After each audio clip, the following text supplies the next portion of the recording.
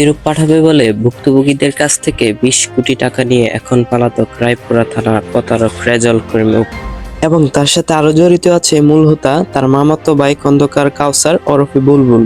ইতালির সুন্দর জীবনের আশায় ভিটামাটি আর শেষ সম্বল বিক্রি করেছিলেন অনেকে। ভুক্তভোগীদের অভিযোগ 12 থেকে 18 লক্ষ টাকা পর্যন্ত জমা দিয়ে মেলেনি বৈধ ভিসা, উল্টো ভুয়া ভিসা দিয়ে তাদের দীর্ঘ 2 বছর ঘোরানো হয়েছে।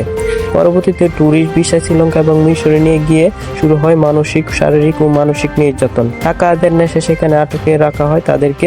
নির্যাতনের মাত্রা সহ করতে না পেরে মিশরে প্রাণ হারিয়েছে একজন অসহায় রেমিটেন্স যোদ্ধা। দালালের কথায় নিজের পকেটের টাকার টিকিট কেটে দেশে ফেরার পর শুরু হয় নতুন আতঙ্ক। ভুক্তভোগীর যখন তাদের পাওনা টাকা ফেরত চান তখন তারা আত্মগোপনে চলে টাকা চাইলে তখন তাদের বাসা থেকে তুলে এনে মেরে ফেলার হুমকি দেওয়া হচ্ছে।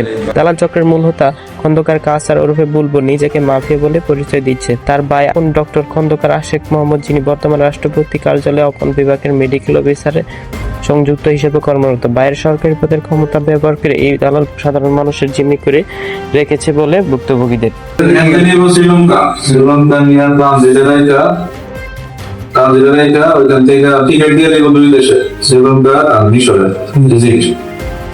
শ্রীলঙ্কা যাওয়ার পরে 12 ঘন্টা ট্রানজিট মেয়া তোমার মিশরে ওইখানে গিয়া মিশর যাই তো আবার ট্রানজিট করে শারজা করে ওইখানে মিশরে যাওয়ার পরে ওইখানে নিয়ে হয়তো 7 10 দিন 14 দিন 21 দিন সময় ওইখানে থাকতে পারো, খাওয়া দাওয়া থাকা এবং মিশরে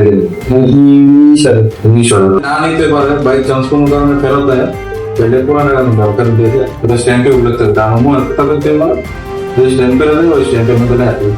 এই ভুক্তভোগী বিদেশের জন্য টাকা দিছিলাম।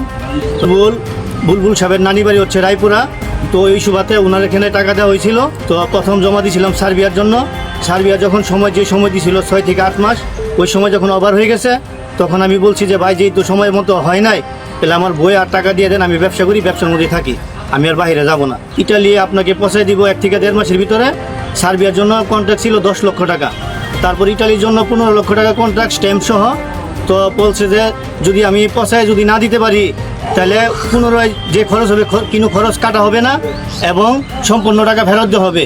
কিন্তু আমাদেরকে শ্রীলঙ্কা নিয়েছিল, মালদ্বীপ নিয়েছিল, মালদ্বীপ থেকে পরে আবার শ্রীলঙ্কা নিয়ে আমাদেরকে ওইখানে আমাদেরকে খুব হয়রানি করছে। আমাদের যে হোটেলে রাখছে হোটেল ভাড়া দেয় নাই, খাবারের টাকা দেয় নাই, কিন্তু বলছিল যে সম্পূর্ণ খরচ ওরা বহন করবে, কিন্তু কোনো খরচ বহন করে নাই। সামথিং প্রথম নিয়ে আসার কিছুদিন বহন করছে, পরে তার বহন করে নাই। তারপর আমাদের ভিসার মেয়াদ শেষ, তারপর আমাদেরকে ওইখানে আমাদের অনেক হয়রানি হয়েছি। তারপর আমরা নিজেরা টিকিট কেটে দেশে আসছি। আমি একজন ভুক্তভোগী, আমি ইউরোপের জন্য টাকা দিছিলাম খন্দকার কায়সার মাহমুদের কাছে। তারপর টাকা নেওয়ার পর আমাদের প্রথম কন্ট্যাক্ট ছিল যে সার্বিয়া নিব, তো সার্বিয়ার কথা বললে সার্বিয়া হয় নাই। তারপর বলছে যে আমাদেরকে এই শ্রীলঙ্কা দিয়ে ইটালি নিব। তো ওইভাবে যাওয়ার পর আমাদের কাছ থেকে 10 লক্ষ টাকা নিছে প্রথম, ওরা আরো 2 লক্ষ টাকা এখানে নিয়ে মুক্তিপণ দাবি চায়, আর 2 লক্ষ নিছি, মোট 12 লক্ষ টাকা নিছে। কিন্তু বলছিল যে আমাদেরকে ওইখানে নিয়ে আমাদেরকে খাওয়া দাওয়া দিব, ভিআইপি রুম দিব, সবকিছু তারা বহন করবো। কিন্তু ওইখানে নিয়ে আমাদেরকে কিছু দেয়নি, খাওয়া দাওয়া দিছে না, আরো আমাদেরকে রুমে আটকে রেখে আমাদের বাড়ি থেকে মুক্তিপণ দাবি করে আরো 2 লক্ষ টাকা পরে নিছি।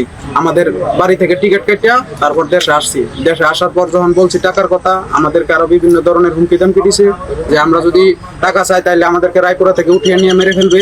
তার পায়ে আছে আপনার এই সংসদের ডাক্তার আশেক মাহমুদ, তারা তাদের পাওয়ার দেখায় আমাদেরকে বিভিন্ন ধরনের হুমকি দামকি দেয় যে আমার ভাই মুখ, আমার ভাই মুখ, আর তোমরা যদি টাকা চাও তোমাদেরকে নিয়ে রায়পুরা থেকে উঠিয়ে নিয়ে মেরে ফেলবো, এরকম হুমকি দামকি আমাদেরকে। আমাদের ওইখানে 17 থেকে 18 দিন অবস্থান করা হয়, ওইখানে নিয়ে আমাদের মোটামুটি হয়রানি। আমরা এবার বলার পরে আমাদেরকে সান্ত্বনা দেওয়ার জন্য আমাদেরকে মিশর না হয়। মিশর থেকে আমাদের মনে করেন রাখে প্রায় 3 মাস রাখছে। ওইখানে আমাদের খাওয়া দাওয়া মানে ওইখানে যে এলাকাতে রাখছে ওইটা আমাদের ঢাকার টঙ্গিতেও খারাপ। মিশর থেকে আমাদের অবস্থান সময় আমাদেরকে 2 লক্ষ টাকা করে বাড়ি থেকে আনার জন্য মুক্তিপণ দাবি করে। পরে আমার ফ্যামিলি বাধ্য হয়ে 2 লক্ষ টাকা দিতে বাধ্য হয়েছে। বাধ্য হওয়ার পরে ওইখানে আমাদের অনেক 2 লক্ষ টাকা দেওয়ার পর আমাদের খাওয়া দাওয়াটা দেওয়া হয় না, সব কিছু বন্ধ করে দেওয়া হয়েছে, সব এভরিথিং। এর মধ্যে আমাদের আমরা থানার কেস, আমি মিশর জেলে আসলাম, আমাদেরকে এই অবস্থা করেছে। আমরা প্রায় 1.5 থেকে 200 ভুক্তভোগী আছে, এরকম 14 লাখ 18 লাখ এরকম লোক আছে যে 18 লাখ ফুল পেড করে গেছে। একজন মারা গেছে, এর মধ্যে ওই রুমে আমি ছিলাম। আমার স্বামীর জন্য, ভাইয়ের জন্য টাকা জমা দিছি। তো এখন তো 2 লাখ টাকা ফার্স্টে জমা দেওয়া হয়েছে, তারপরে আবার 2 লাখ টাকা নিছে, কিন্তু আমাকে হয়রানি করতেছে, অনেকবার ডেট দিছে কিন্তু টাকা দিতেছে।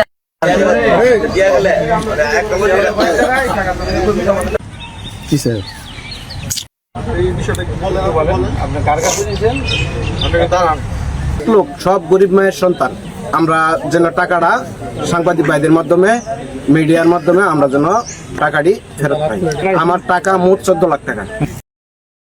ভিটামাটি হারিয়ে আজ নিশ্চয়ই মানুষগুলা কোথায় যাবে? আইন শৃঙ্খলা রক্ষাকারী বাহিনীর কাছে তাদের একটি প্রশ্ন, প্রভাবশালী ভাইয়ের প্রশ্রয় কি পার পেয়ে যাবে এই অপরাধীরা? তারা কি তাদের রক্ত গমন টাকা ফেরত পাবে? ক্ষতিগ্রস্ত পরিবারগুলো এখন প্রশাসনের উচ্চ পর্যায়ে হস্তক্ষেপের অপেক্ষায়। 6-7 মাস 6 মাস লাগছে ওর। জানুয়ারি 6 মাস লাগছে, এগুলো গেছে 2 মাস। গেছে 2 মাস তো আর ওটা কথা না। এগুলি তাই দিলে ভাই, এটা সব সার্ভিস আমরা এখন সোজা কথা এই রেটের নিচে নিব না। সব সার্ভিস এগুলো 10 লাখ যে এটা হলো 22 তারিখ 22 আমি কথা বলে সময় নষ্ট 23 24 কালকে রাত্রে অনেকগুলি জমেছে। বাসে উঠতে না পারলে তুমি কখনোই টাকা জমা দিচ্ছে 22 তারিখ। তুমি যদি সামনে দিয়ে ঘুরে যাও 8.5 লাখ টাকার তো বলছিলেন আর কি। ওইটা তো নাই, ওইটা বলছে মনে হয় ইয়ারা কিচেনের পরে বলছিলেন, কিচেন হেল্প করে ওইটা 22 ঘন্টা শেষ হয়ে গেছে। এই কাগজটা ভাই দিকে দপ্তরে এই কাগজটা রেখে দিন। আর ওই শাইন ছেলেটা যে কোম্পানি গেছে ওইটার জন্য ইয়ে করে না, 10 মিলিয়ন ওইটার জন্য ইয়ে করে। ওইটাই 10 এই যে। শাইন ছেলেটা যে কোম্পানি গেছে না, হ্যাঁ ওইটা তো বললাম যে ওইটা একটা ফার্নিচার ফিটিংস কোম্পানি, ওইটার ফার্নিচার ইটালিতে যায় আর সিগনেচার করো।